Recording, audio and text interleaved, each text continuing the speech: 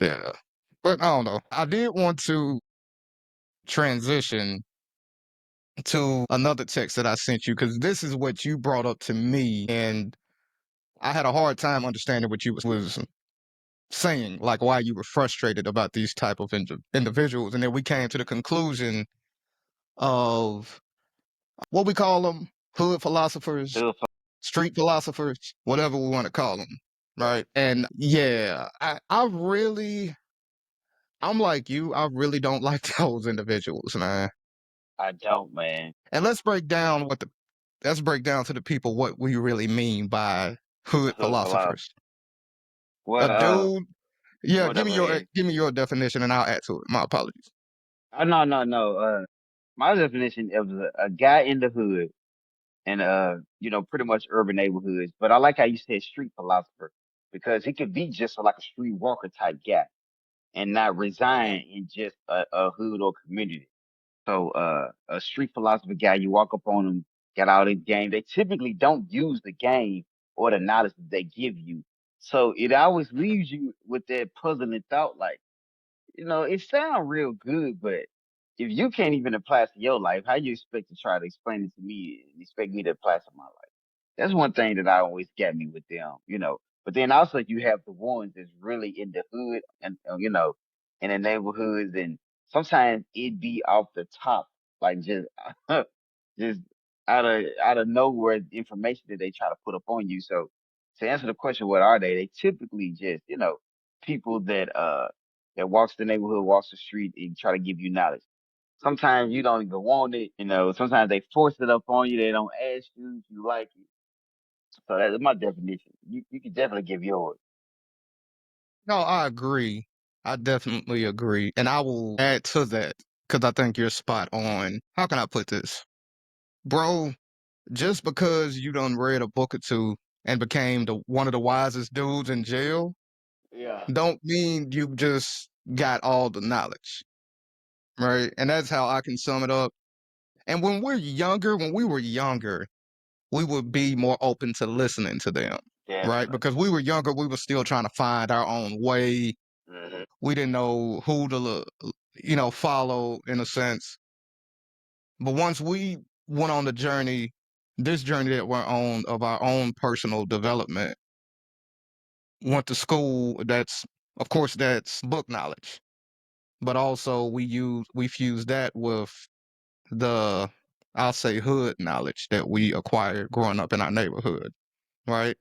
Along with reading books like The Laws of Human Nature, Atomic Habits, 48 Laws of Power. So studying sociology, psychology, in my sense especially. And so now it frustrates us more when these individuals come up to us and try to, and we got friends. We got friends, some family members. You can't tell them nothing, Hmm. right? And I'm not, and one of the, that's how you know they're not really on the journey like they say they are. Because once you start the journey of self development, personal development, right? You realize that you don't really know anything.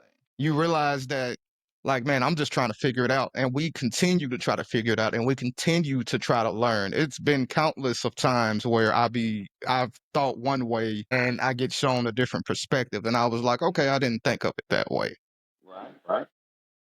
But it really frustrates me when I'll just say a couple of our friends that we know. And it's, dude, bro, if you are continuously getting locked up, if you are continuously battling addiction, and that is an addiction, it's a sickness, right? But if you are not applying the knowledge that you so-called have, don't try to sit up and preach to me, or when I'm trying to give you some advice, act Hmm. like you know it all because you don't. Yeah. And I'm not saying I know it all, but one thing is clear: the way you've been moving is not working out for you. Yeah. So Clearly. maybe you should be open to listening to me. Yeah. But Yeah. that That's a that good that point. gets pretty frustrating from family members to friends, of course. Once again, you read a book or two, or you listen to brother knowledge that's in the penitentiary. You know what I mean? and you think you're just the wisest person, and you come out and talking about this and talking about that. And at this point, it's like, bro, I don't think I'm your audience. And Yeah. I feel you. I hear you. I may not be your target audience, your Yeah, target yeah, market. definitely. And then a lot of them, don't put that in consideration. They just be so eager to want to tell you. And then, like, I don't know what it is with me. You know, like I don't like to cut people off. I hear you out. But when it comes to a point where I give you the sign, like, hey, let me tend to this right here. I got this going on. Don't just keep talking. Don't keep thinking what you're telling me is more important than what I have going on. Because maybe that knowledge or what you're trying to tell me you need to use yourself. And a lot of times, man, it just a lot of just waste my time, to be honest with you. And I just told you about the recent situation I had, and it Hmm. wasn't just a terrible moment for me, but it was just within that moment. It was a lot of times like you saying the most obvious thing it is to say in moments like this. You saying, "Oh, that was deep," right after you say something that you believe was deep. But it was pretty surface level, pretty shallow. If we're being honest. So when it gets to that point, I just be like, it'd be pointless. But it all starts with the hood philosophers. When we was younger, we had a lot of. Everybody thought there was a hood philosopher. Even the people our age thought they was, saying some shit that really touched you. You'd be like, oh, God. At the time, it might be a surprise to you because it probably surprised you that they said it. But then later in your life, you think about like, man, there's some shit that you probably heard multiple times, but it just hit different because this person said it. Yeah. I just found myself in a And lot of those situations. yeah, and like you said, a lot of times them dudes don't be talking about nothing. They Nah, use a yeah, lot of dang. buzzwords. There back then it was words like mental, because I had to get. They always touch their head, right? I had to get my mental right. See what I'm saying? I had to learn that I couldn't do it their way. I had to do it my way. It's just they be talking in circles, and it's like, come on, bro. And like you said, when we were Right. younger, even dudes that was our age, they were really giving some good game, some good hood game though. It wasn't good life game. Yeah, yeah, yeah. And in a sense, it was if you could decipher it and apply it, because a lot of what is hood game does apply to life. So I will say And that. some saying, yeah. But the focus is so narrow. If you can't really step back and elevate your perspective and see how can I apply this to life outside of here, and not everyone can do that.